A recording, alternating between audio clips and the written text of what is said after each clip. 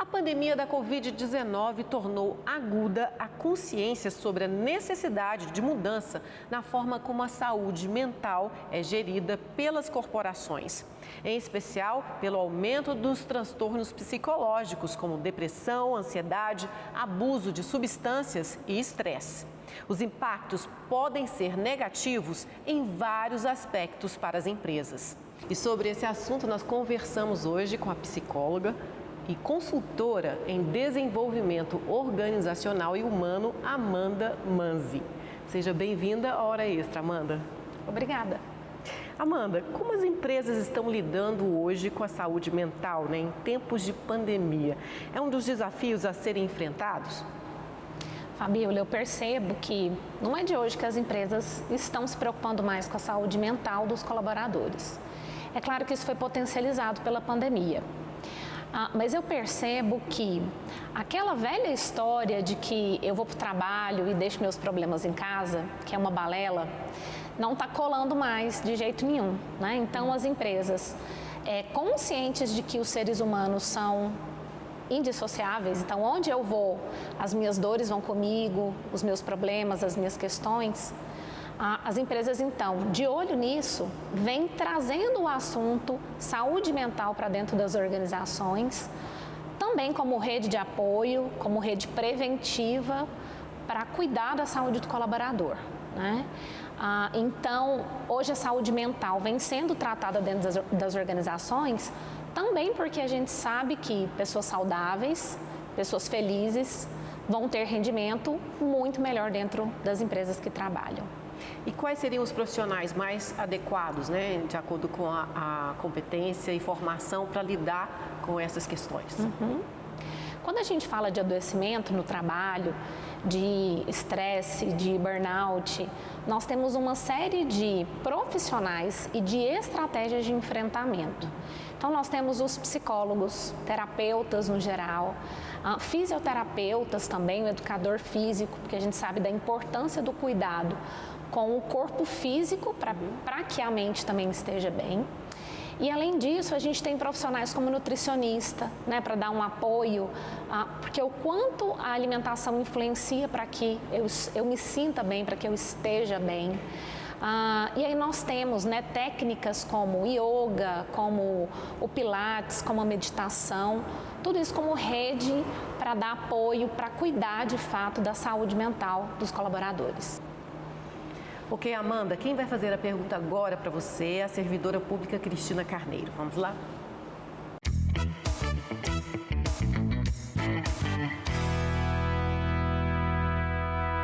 Olá, doutora Amanda. Quais são as consequências para uma instituição pública ou para uma empresa privada quando um de seus trabalhadores é acometido por depressão ou ansiedade generalizada e não recebe o tratamento mental adequado?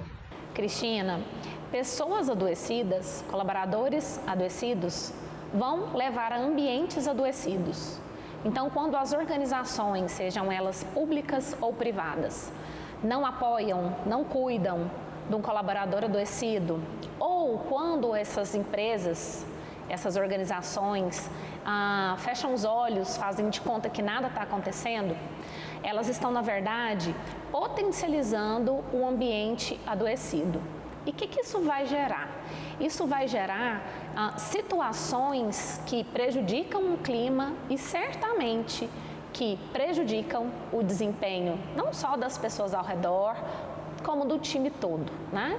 Porque quando eu estou adoecido com ansiedade generalizada, como você comentou, ou com sintomas de depressão, geralmente a gente tem alguns comportamentos que vão mostrar esse adoecimento, que são eles, o excesso de irritabilidade, a incompreensão, a necessidade de ter feedback constante para melhorar, para trabalhar a autoestima. Também pode potencializar a rivalidade dentro do time, entre os pares, e também alimentar ainda mais os jogos de poder, né? Então, a consequência disso é que a gente tem um ambiente ainda mais adoecido. E todas as pesquisas, os estudos mostram E eu vou citar para você, né, os estudos em psicologia positiva da Universidade de Harvard, de que pessoas felizes trabalham mais, trabalham melhor. Então, há uma relação muito próxima entre felicidade e desempenho. E é impossível, né, que esse corpo adoecido esteja feliz. Então, a consequência também vem no baixo desempenho dentro da organização. Muito bom, Amanda. E quais são os principais fatores de risco para o adoecimento no home office? É possível pensar no que os trabalhadores estão enfrentando dentro de casa e como isso pode afetar o trabalho e vice-versa? A maior parte das empresas brasileiras não estavam preparadas para o home office. Então, a pandemia veio e o trabalho teve que invadir as casas. Não tinha outra forma. E onde que mora o perigo? Se o meu trabalho invadiu a minha casa, é preciso que eu estabeleça qual o limite da Amanda enquanto colaboradora, da Amanda enquanto pessoa. Porque a gente sabe da associação que existe entre excesso de trabalho e várias doenças, várias doenças do trabalho mesmo, né? Então, qual é o limite? E qual que é o lugar que eu vou ter na minha casa para que o trabalho aconteça? Porque, teoricamente, quando eu estou no escritório do meu trabalho, eu tenho as condições ideais para que ele aconteça. Em casa, não, né? Então, é preciso que a gente estabeleça o horário do trabalho, o lugar onde eu vou trabalhar, quando vão ser as minhas pausas. Então, vamos deixar de ter o cafezinho, né? E outra coisa importante da gente falar é que é claro que o home office me dá a facilidade de ser mãe, de ter filhos e de repente ir trabalhar depois que os meus filhos dormiram. Mas qual é que eu vou compensar esse período? Então, acho que o primordial é estabelecer limites entre a vida privada, a vida íntima e o momento que eu estou trabalhando. Sim, muito importante, né? E você tinha falado também anteriormente em burnout, né? Cuidar para que o próprio trabalho dentro do home office não se torne obsessivo, excessivo e que leve a pessoa ao adoecimento e ela não consiga mais voltar para aquela atividade. Exato. O burnout é o excesso do trabalho. Como é que a gente vê isso na prática? Então, aquela pessoa que está sempre envolvida com o trabalho, na hora do almoço ela está com o celular resolvendo questões, e aí ela vai no carro dirigindo, se está se deslocando, também no celular ou no notebook resolvendo questões, né? Eu viajo muito a trabalho, eu estou sempre no notebook, no aeroporto, no avião, então não há um momento de descanso. E o momento de descanso, quando ele deveria acontecer, a pessoa ainda assim está envolvida com o trabalho, ela pensa no trabalho no momento de lazer, no momento de hobby, no momento com a família, ela pensa no trabalho enquanto dorme. A gente tem muitos relatos de pessoas, fala até com um tom de brincadeira, eu dormi e sonhei com o trabalho, será que vai me gerar hora extra? Né? Então é preciso ter um momento de desconexão, senão o burnout acontece mesmo. Ok, Amanda, vamos para um rápido intervalo agora. Hoje estamos conversando com a psicóloga e consultora em desenvolvimento organizacional e humano, Amanda Manzi, sobre como as empresas estão gerindo a saúde mental dos trabalhadores em tempos de pandemia. Não saia daí, voltamos já.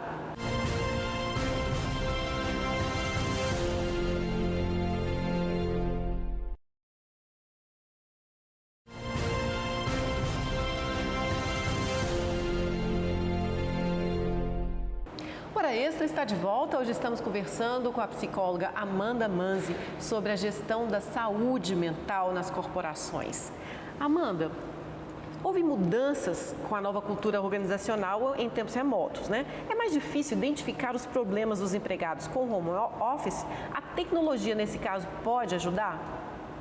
Eu costumo dizer que qualquer gestão, para ela ser bem feita, eu preciso conhecer quem eu estou trabalhando, né? Então, essa é a grande missão da liderança, é conhecer o seu colaborador. Quando eu não estou presencialmente, isso fica mais difícil. Eu trabalhei com pessoas que foram contratadas na pandemia, já em home office, e que nunca encontraram presencialmente com a liderança, com os colegas. Então, isso é um desafio, mas é possível sim a gente fazer gestão, a gente ter relacionamento, a gente ter proximidade, utilizando da tecnologia. E aí a maior dica que eu dou é, a gente já está em tempos de distanciamento, né? Tenha estratégias para se aproximar das pessoas com que você trabalha. Então, dependendo do grau de maturidade do seu colaborador, marque reuniões semanais. Se é uma pessoa mais imatura, 2 vezes na semana, para que você converse, para que você mantenha contato, para que você siga com algum tipo de proximidade. Muitas empresas têm redes sociais internas. Também são ferramentas importantes para serem utilizadas, porque às vezes o colaborador está num momento de descontração e ele faz um comentário que eu, enquanto gestor, vou despertar a atenção que pode ser que aquilo ali tenha alguma questão. Para que a gente não fique só falando de saúde mental em tempos de Setembro Amarelo. Então, para que a gente use a tecnologia para, de alguma forma, estar próximo dos nossos colaboradores. E essa volta, para o trabalho presencial pode ser um momento de estresse para aquele colaborador? Geralmente é um momento de estresse, principalmente se a gente tiver vivido o luto dentro da organização. Então, eu dou suporte a algumas empresas que perderam colaboradores. Ou no time, pessoas que perderam familiares, que perderam amigos, que perderam colegas de trabalho. Então, esse luto precisa ser tratado nesse retorno, precisa ser falado sobre, Então, a gente fazer de conta que nada aconteceu, acho que não é o caminho. E sim a gente falar da dor que as pessoas podem estar sentindo, Um outro fator que eu observei dentro de empresas, que a gente tem uma parte administrativa e outra na ponta, A ponta não conseguiu fazer o home office. Muitas pessoas da administração não queriam fazer um home office porque não se sentiam no direito. Então, por que eu posso estar em casa mais protegido e o meu colega não? Então, acho que tem muita coisa para a gente cuidar nesse retorno, para que seja mais leve, para que seja mais brando e que também seja uma oportunidade da gente falar das nossas dores. E aqui surge uma questão: presencial ou remoto daqui para frente? O híbrido pode ser uma tendência? Pesquisas revelam que as pessoas estão preferindo continuar trabalhando de casa. Isso, as empresas estão apostando nisso também? Como é que está essa situação? Eu percebo um movimento que as empresas estão apostando mais, sim, no trabalho remoto ou no híbrido. E eu percebo um movimento muito interessante dos colaboradores serem ouvidos. O que você prefere? Por quê? Tem muita gente que ainda não se sente seguro. Apesar da vacinação, a gente não tem garantia nenhuma e de nada. Eu acho que é uma liberdade a gente poder falar: eu vou trabalhar de casa e 2 vezes na semana eu vou para a empresa. E vice-versa, Quando a gente vê as empresas se preparando para esse híbrido e montando, na verdade, centro de convivências, Então, o colaborador pode vir, ele pode jogar xadrez com um colega, jogar videogame e ter um momento, e ter o posto de trabalho também preparado para ele trabalhar. Então, acho que a grande questão é dar a autonomia, dentro do possível, para que as pessoas escolham. Mas eu vejo uma tendência do trabalho híbrido. Certo. Qual o papel do profissional de RH no futuro do trabalho, em todo esse contexto, considerando tudo isso? Fabíola, o profissional de RH, ele deve ser uma mistura de bom senso e de sensibilidade. Não dá para ter só um dos dois. E aí o nosso papel dentro das organizações é estar sempre de ouvido no trilho, De ouvir de fato as pessoas, de ser presente, de apoiar as lideranças. Então, que o profissional de RH continue sendo aquela ponte entre o colaborador e a alta gestão, que siga assim trabalhando para o capital, porque muitas vezes é isso que acontece, mas que seja esse apoio do colaborador, Para estar de fato por dentro das necessidades desse grupo. Então, que a gente continue trabalhando com muita sensibilidade e também com esse bom senso para mediar o que é melhor para todos. Muito obrigada pelos importantes esclarecimentos sobre esse assunto hoje. Obrigada a você, obrigada pelo convite. Ok, o Hora Extra fica por aqui. Hoje conversamos com a psicóloga e consultora em desenvolvimento organizacional e humano, Amanda Manzi, sobre a gestão da saúde mental nas empresas, sobre trabalho híbrido em tempos de pandemia. Essa entrevista você também pode acompanhar no canal do TRT no YouTube. E não deixe de acompanhar mais notícias da Justiça do Trabalho em Goiás, pelo portal do TRT, pela rádio web e pelas redes sociais. Muito obrigada pela participação. Até a próxima semana.